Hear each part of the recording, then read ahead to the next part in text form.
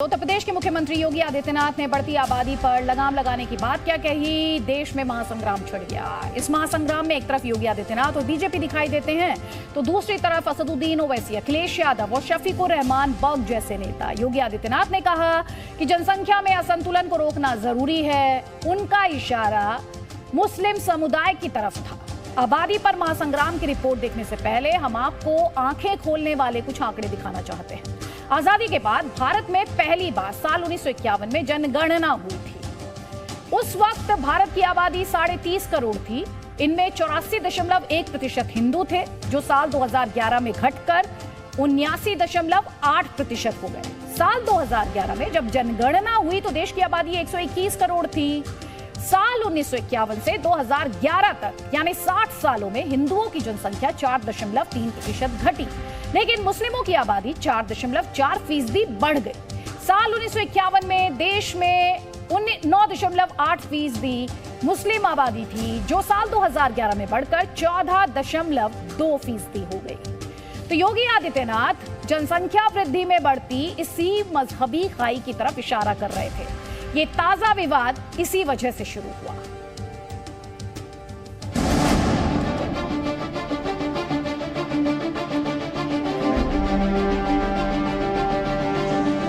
हिंदुस्तान में हिंदुओं की आबादी घट रही है और मुस्लिमों की आबादी रॉकेट रफ्तार से बढ़ रही है।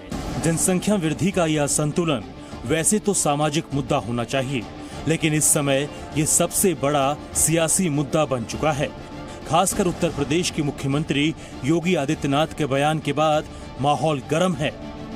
समाजवादी पार्टी के अध्यक्ष अखिलेश यादव से लेकर असदुद्दीन ओवैसी तक जनसंख्या नियंत्रण के रण में उतर चुके हैं। जनसंख्या नियंत्रण का कार्यक्रम सफलतापूर्वक आगे बढ़े, लेकिन जनसांख्यिकी असंतुलन की स्थिति भी न पैदा होने पाए।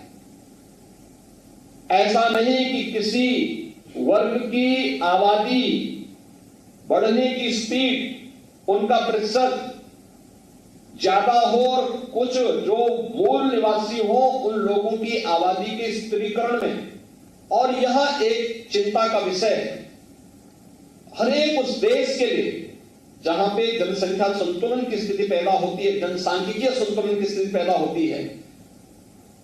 रिलीजियस डेमोक्रेसी पर इसका विपरीत असर पड़ता है, फिर वहां पर एक समय के बाद अव्यवस्था और अराजकता जन्म लेने लगती है। योगी आदित्यनाथ का ये बयान असदुद्दीन ओवैसी को जोर से चुभा। सियासत में मुस्लिमों का मसीहा बनने का ख्वाब देख रहे ओवैसी ने आरोप लगाया कि योगी जनसंख्या नियंत्रण के नाम पर मुसलमानों को डरा रहे हैं। आप कौन सी बात कर रहे हैं? आप सिर्फ मुसलमानों के ताल्लुक से खौफ पैदा कर रहे हैं, और क्या वो देखते नहीं हैं कि उन्हीं के भाजपा के केंद्र के मंत्री हेल्थ के राज्यसभा में अप्रैल 2, 2022 को यह कह दिया है। क्या कहा है? कि भारत में कोई जबरन कानून की जरूरत नहीं है। सुप्रीम कोर्ट में 2020 में एफिडेविट दिया गया। क्या उत्तर प्रदेश और भाजपा के लोगों को नहीं मालूम कि सेक्स रेशियो मुसलमानों का कितना है? बताइए। बड़ा है, 936 to 9, इंप्रूवमेंट है 930 to 951। सबसे ज्यादा कॉन्ट्रासेप्टिव इस्तेमाल करने वाले कौन है? मुसलमान है। और आप ये बताइए कि मुसलमानों का जो TFR रेट 2015-16 में 2.6 था, वो गिरकर 2.3 हो चुका है।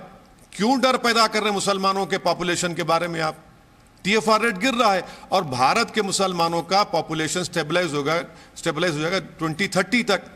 झूठ पे झूठ बोलते हैं, गवर्नमेंट का डेटा है। बीजेपी पर मुसलमानों के खिलाफ नफरत फैलाने का आरोप लगाने वाले ओवैसी ने योगी के मूल निवासी वाले बयान पर भी पलटवार किया। योगी आदित्यनाथ देश के मुख्यमंत्री हैं उत्तर प्रदेश के, और संविधान पर उन्होंने ओथ लिया है। मैं उनसे पूछना चाह रहा हूं, मूल निवासी क्या भारत का मुसलमान नहीं है? क्या बकवास कर रहे हैं वो?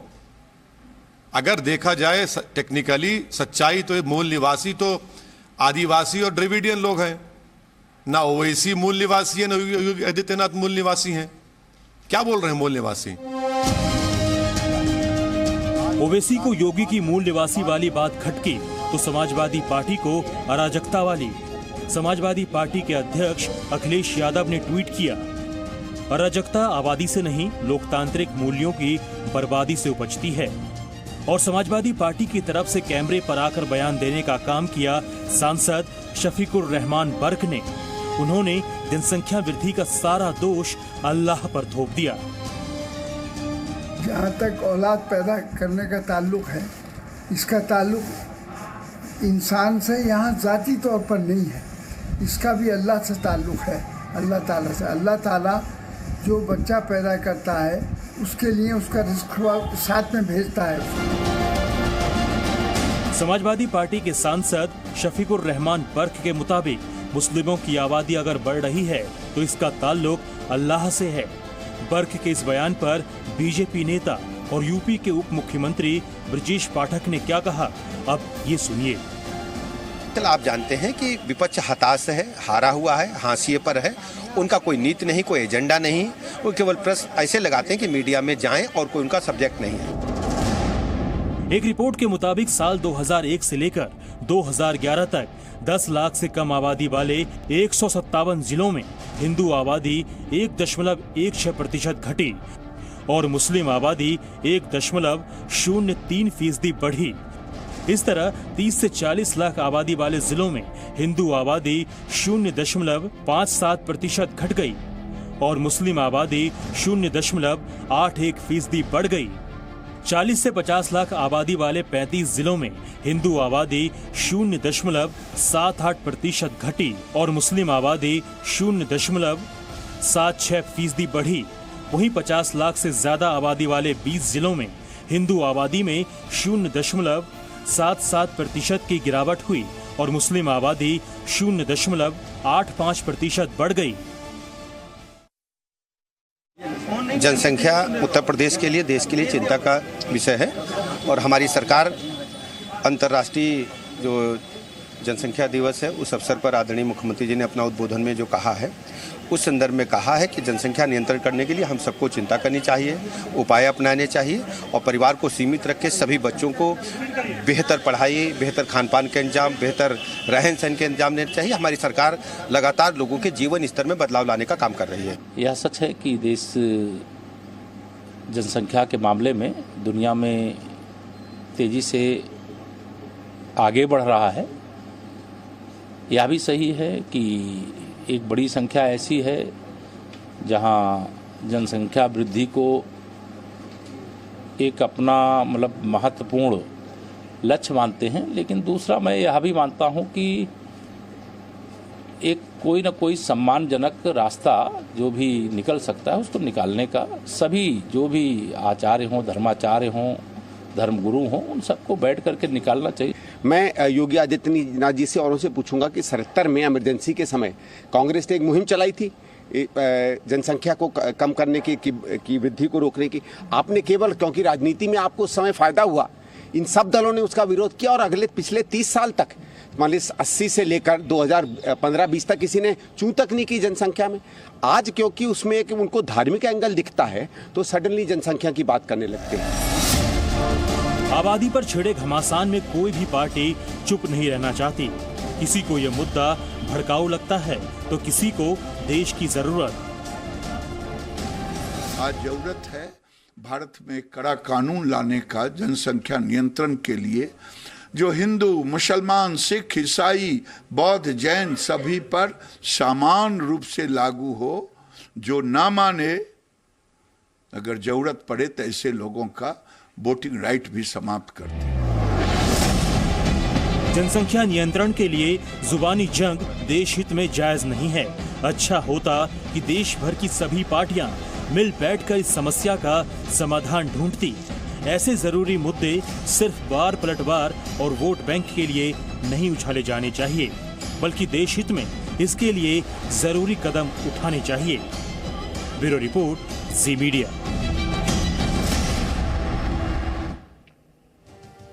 दरअसल सीएम योगी आदित्यनाथ जिस मुद्दे पर ध्यान आकर्षित करने की कोशिश कर रहे थे वो ये है कि जो मुस्लिम आबादी है या कोई भी आबादी का जो वितरण होता है वो समान नहीं होता। जैसा कि हमने आपको आंकड़ों में दिखाया कि 10 लाख से कम की जहां पर आबादी होती है वहां पर 1% से ज्यादा हिंदू आबादी में कमी आई है और 1% से ज्यादा बढ़ोतरी हुई है मुस्लिम आबादी में, और ऐसे में वहां असंतुलन पैदा होता है और उसके बाद अराजकता वाली कुछ घटनाएं सामने आई हैं, जैसे कि झारखंड के गढ़वा और झारखंड के जामताड़ा में सामने आए। उत्तर प्रदेश की अगर बात करें तो राज्य सबसे बड़ा है। यहां 79.73% हिंदू हैं और 19.26% मुस्लिम आबादी है। यानी देश में मुस्लिम आबादी का औसत दर जितना है उससे करीब 5% ज्यादा मुस्लिम आबादी यूपी में है। यूपी में आबादी असंतुलन का यह आंकड़ा देखिए। उत्तर प्रदेश में 44.2% महिलाएं ऐसी हैं जिनके 2 या 2 से कम बच्चे हैं। वहीं हिंदू महिलाओं की अगर बात करें तो उनमें 44.85% हिंदू महिलाएं हैं जिनके 2 या 2 से कम बच्चे हैं, लेकिन मुस्लिम महिलाओं का योगदान इसमें थोड़ा ज्यादा है। यूपी में कुल औसत से ज्यादा है। 40.38% मुस्लिम महिलाएं हैं जिनके 2 या 2 से कम बच्चे हैं, और इसी असंतुलन की ओर इशारा सीएम योगी आदित्यनाथ कर रहे हैं। अब आपके लिए समझना भी बहुत ज्यादा जरूरी हो जाता है कि देश में जनसंख्या के संतुलन की बात क्यों की जा रही है, ये इतना ज्यादा जरूरी क्यों है। तो इसके लिए हम आपको एक और आंकड़ा दिखाते हैं। दरअसल 1951 के बाद और साल 2011 से पहले किस तरह मुस्लिमों की आबादी बढ़ती चली गई है, जैसा कि चंदन आपको लगातार बता रहे हैं, और हिंदुओं की आबादी की दर जो है वो घटती गई है। इसे समझना अब आंकड़ों के जरिए आपके लिए जरूरी हो जाता है। तो साल 1961 में देश में 83.4% हिंदू जनसंख्या थी, जैसा कि आप अपने स्क्रीन पर देख पा रहे हैं, और मुस्लिमों की आबादी की अगर बात की जाए तो ये थी 10.7%, यानी करीब 11%।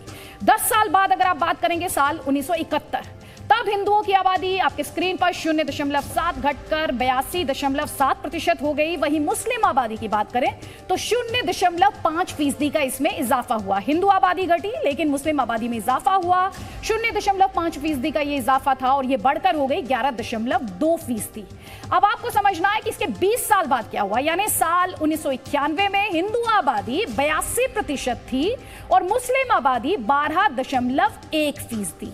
और फिर साल 2001 में हिंदू आबादी थी 80.5% और मुस्लिम आबादी फिर बढ़ी 13.4% हो गई बढ़कर। तो अब आप अंदाजा लगा लीजिए किस संतुलन की बात यहां पर उत्तर प्रदेश के मुख्यमंत्री योगी आदित्यनाथ के स्टेटमेंट में कही जा रही है। प्रधानमंत्री नरेंद्र मोदी भी जनसंख्या विस्फोट को देश के लिए बड़ा खतरा बता रहे हैं और बड़ा संकट बता रहे हैं। 15 अगस्त 2019 लाल किला से प्रधानमंत्री नरेंद्र मोदी ने लोगों से बढ़ती आबादी पर लगाम लगाने की अपील की थी, याद होगा आपको। उन्होंने क्या कहा था, अगर आपको याद नहीं है तो सुनिए। हमारे यहां बेतहाशा जो जनसंख्या विस्फोट हो रहा है, ये जनसंख्या विस्फोट हमारे लिए, हमारी आने वाली पीढ़ी के लिए अनेक नए संकट पैदा करता है। लेकिन यह बात मानना होगा कि हमारे देश में एक जागरूक वर्ग है जो इस बात को भली भांति समझता है। वे अपने घर में शिशु को जन्म देने से पहले भली भांति सोचता है कि मैं कहीं उसके साथ अन्याय तो नहीं कर दूंगा, उसको जो मानवीय आवश्यकताओं की पूर्ति है वो मैं कर पाऊंगा कि नहीं कर पाऊंगा, उसके जो सपने हैं उन सपनों पूरा करने के लिए मैं अपनी भूमिका अदा कर पाऊंगा कि नहीं कर पाऊंगा। इन सारे पैरामीटर से अपने परिवार का लेखा जोखा लेकर के हमारे देश में आज भी स्वयं प्रेरणा से एक छोटा वर्ग परिवार को सीमित करके अपने परिवार का भी भला करता है और देश का भला करने में बहुत बड़ा योगदान देता है। ये बात सही है कि ज्यादातर परिवार बिना किसी दबाव के जनसंख्या नियंत्रण की दिशा में आगे बढ़ रहे हैं। उन्हें समझ में आ चुका है कि बढ़ती आबादी के नुकसान क्या है। बढ़ती आबादी की वजह से संसाधनों पर अतिरिक्त बोझ पड़ता है। बढ़ती आबादी की वजह से घर परिवार या देश सभी के संसाधनों पर उसका बुरा असर पड़ता है। देश में विकास की गति धीमी पड़ती है। घर परिवार या देश सबका संसाधनों का उसके ऊपर बोझ बढ़ता है। सरकार को सब्सिडी पर बहुत ज्यादा खर्च करना पड़ता है। ऐसे में गरीबी और कुपोषण जैसी समस्याएं बढ़ती हैं और किसी भी परिवार की कमाई 2 बच्चे को पालने की है और उस परिवार में 2 से ज्यादा बच्चे अगर होते हैं तो गरीबी कुपोषण बढ़ता है। इसके साथ साथ और भी कई समस्याएं होती हैं। प्रदूषण, पीने के पानी की किल्लत, इन सब तरह की दिक्कतों का सामना भी बढ़ती आबादी की वजह से करना पड़ता है। कई जानकार बेरोजगारी और अपराध को भी एक साथ जोड़ते हैं क्योंकि आबादी जो है बहुत तेजी से बढ़ रही है और इसी वजह से बेरोजगारी और अपराध बढ़ता है। अजमेर से इन दिनों लगातार भड़काऊ बयान आ रहे हैं। उदयपुर में कन्हैयालाल मर्डर का अजमेर कनेक्शन भी निकल करके सामने आया है। लेकिन इस बीच यहां एक सद्भावना रैली निकाली गई है। अजमेर में मजहबी तनाव कम करने के लिए अजमेर में सद्भावना रैली निकाली गई है। दरअसल अजमेर में कई चिश्ती हैं जिनके ऊपर आरोप लगे थे कि वो कन्हैयालाल हत्याकांड में शामिल थे और उसके बाद वहां कारोबार में जबरदस्त कमी देखने को गई थी और अब यहां ये खास रैली निकाली गई।